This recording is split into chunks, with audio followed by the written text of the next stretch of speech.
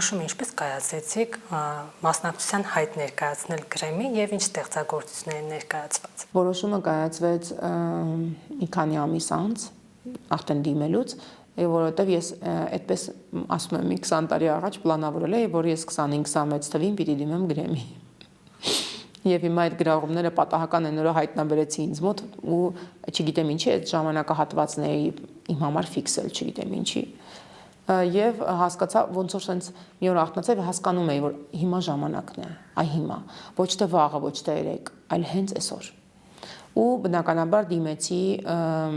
երկու մոնոօպերաները, մեկը Reflections-ը, որը գրված էր արդեն, ես ուղղակի ռեդակցիա արեցի իրան, եւ Dialogue-ը, որը նոր էր ստեղծվում եւ միտքը կար, ունիկալ է նրանով, որ առաջին նմուշն է համաշխարհային երաժշտության մեջ,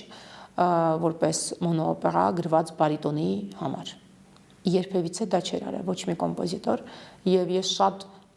պատասխանատվությամբ էի դրան մոտենում, երբ միտքը կար, ես երկար ժամանակ մտածում էի, թե դա ոնց եմ իրագործելու։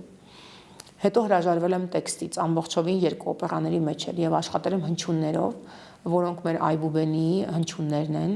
որոնց մեջ շատ մեծ ուժ կա եւ ես կարծում եմ, որ այդ հնչերանգները շատ ավելի հետաքրքիր են դարձնում իմ մտահղացումը։ Եվ նաև հետաքրքիր շատ բեմականացման մտքեր կան, թե ոնց պիտի դա լինի բեմի վրա, ինքը լինելու է շատ արդի, բայց միևնույն ժամանակ շատ արխայիկ եւ խորքային մեր ամբողջ մեղեդային եւ մեր մշակութային եւ մեր կոմպոզիտորական դպրոցի ակունքների վրա հիմնված շատ հետաքրքիր լուծումներով։